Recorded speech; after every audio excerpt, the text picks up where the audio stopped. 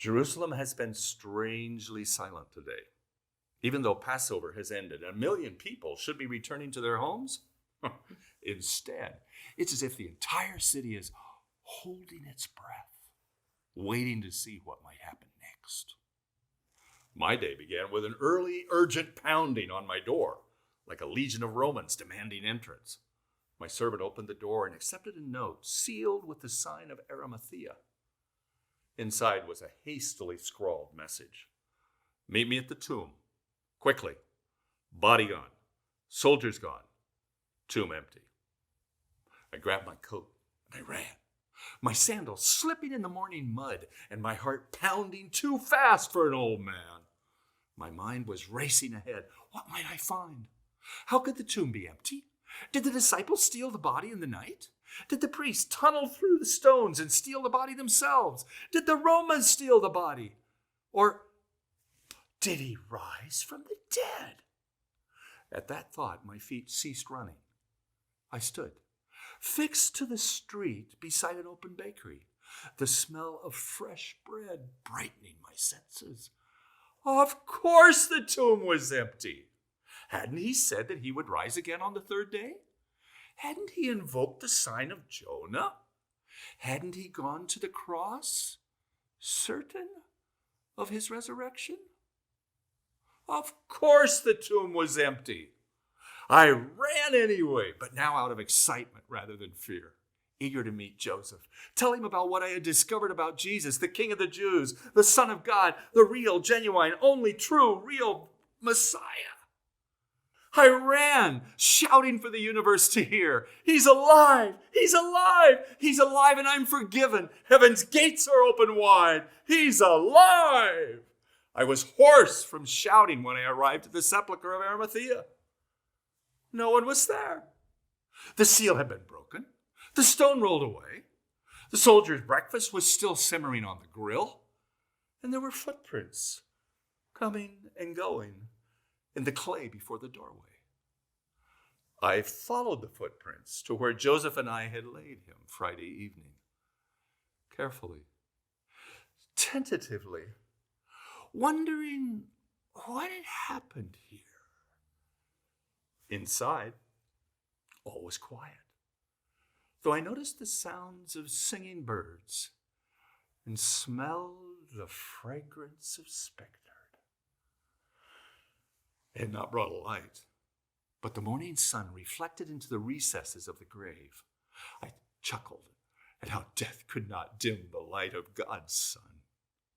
3 steps in, turn right, 4 steps to the stone table that had been carved for Joseph, but given to Jesus. I stopped, placed my hand on the slab in wonder. Oh yes, there was no body.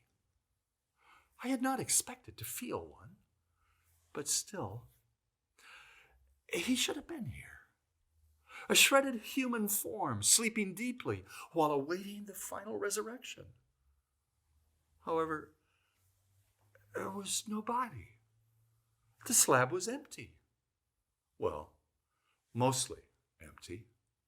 At the end of the stone table, where we had placed his head, there was a small stack of carefully folded linen cloths, the same ones that the old woman had given me, the same that Joseph and I had used to hold the body and spices in a temporary death wrap.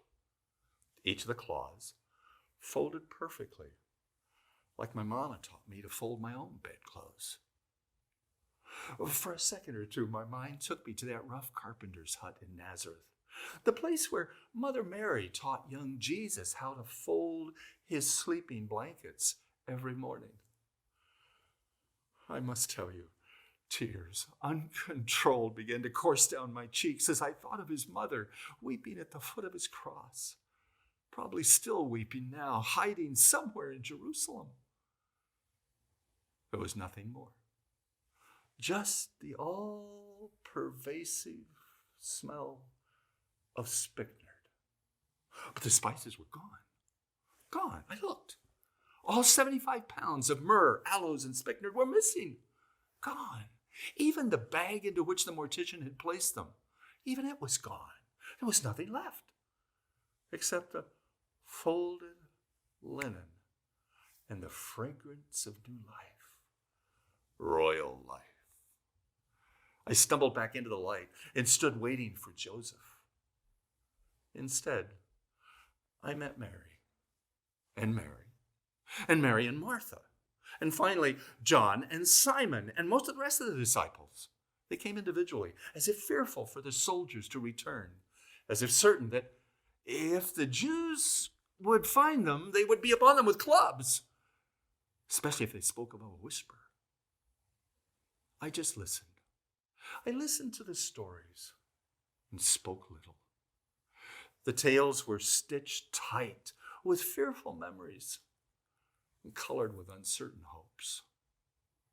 Mary told me of begging the gardener to tell her where the body had been taken. She shook as she told me the story, and I wasn't sure what the emotion really was. She told of the fearful early morning dash to the tomb, finding the door rolled away and the tomb empty, bumping into the gardener and then hearing her own name spoken in the voice she had so come to love. Mary? Then she wept, sobs of unspeakable joy. He's alive. She glowed with certainty. John and Peter's stories were similar, but different. John told me of the angels sitting on the stone slab and of the folded linen cloths. Simon spoke of Mary coming to his door, terrified because of what she had found, of racing John to the tomb, and of being found in the garden by Jesus. Simon Peter wouldn't say anything more about that morning. He just cried, sobbing the joy of a healed heart. Later, in a small room at his house, Joseph and I talked. I used his scrolls and reread the words I had found in the prophets. 3 days, Joseph laughed. Just think, God in my tomb. I gave him the stone slab and he gave it back.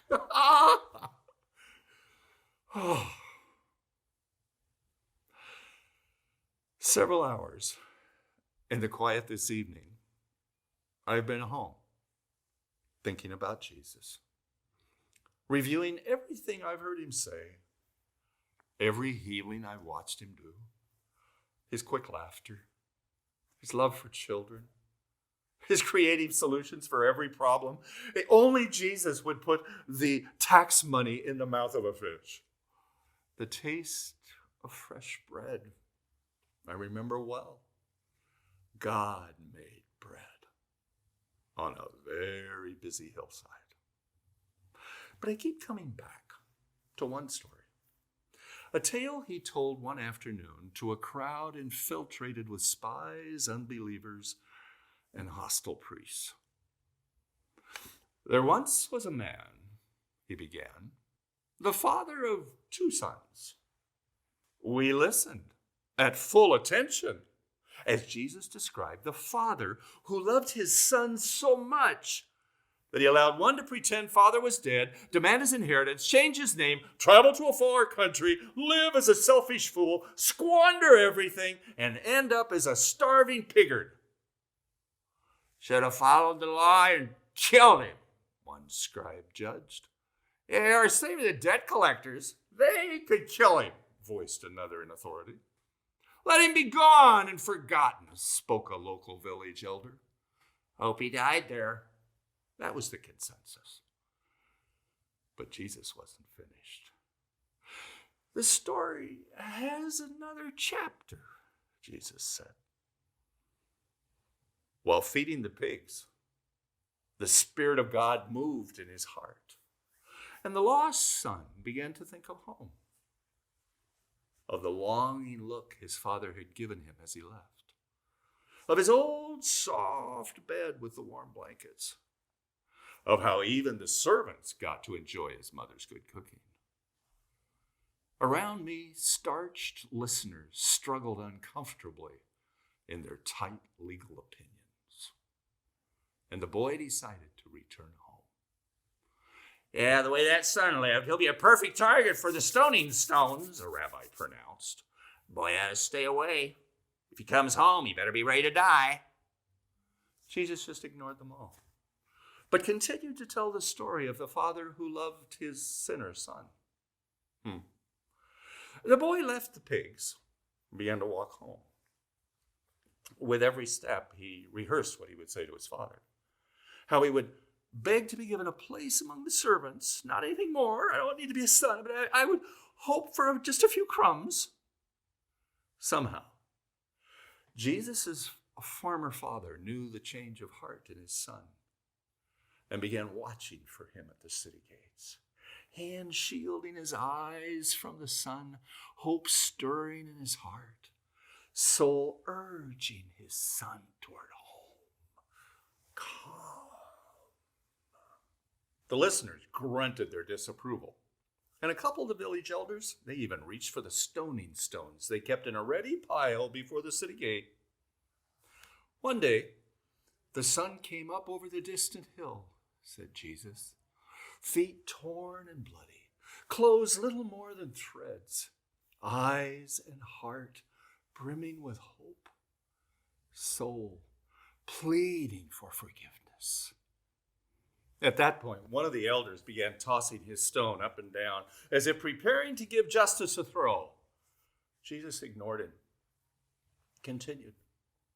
When the father saw his son afar off, he lifted the edges of his robe and sprinted toward his boy, an old man breaking the laws of propriety as he raced to get between his sons and the stones he had earned. If any of the elders had thrown one of the stoning stones, he would have hit the forgiving father rather than the sinner son. Jesus ended. There were gasps in the crowd, and many mothers reached for their Kleenex. When father reached his son, he embraced him, filthy and smelly though he was. And as the boy began his confession, well rehearsed and broken, father shushed him, hugging him even more tightly. And then father removed his own coat, pulled it around the shoulders of his boy, and pulled the family ring from his finger and slipped it onto the finger of his son. Tears flowing freely, father called to a servant, "Race home! Tell mama to prepare the feast. Our son has come home." Like others in the audience that day, I was personally offended by the free forgiveness given by the father. I may even have whispered that the son should have gotten what he deserved that day. Today, I finally understood. Jesus told that story for me so that I would see how my own forgiveness is free and know that the Father will sacrifice all to assure a place for me in his home. Oh, my Jesus is truly about grace, forgiveness, love, and joy. Unspeakable joy. Once again, he turned my world upside down, just like that night in the garden. Nick, the carpenter Messiah, reached out and placed his hand on my shoulder. My dad loves you so much. One day we were sitting together in heaven looking down, and he said, "Isn't that Nicodemus?" Sure enough. Oh, I love that guy. Son, would you be willing to go down, find him, answer all of his questions, hold him close, bring him home? So rather than dying down there, Nicodemus can live with us in our home forever. That's my story. 3 days of the Passover with the Christ. Oh, and the spices? The spikenard? The fragrance of royalty and new life? I believe Jesus accepted my gift, wrapped it in love, and made sure it got home with him.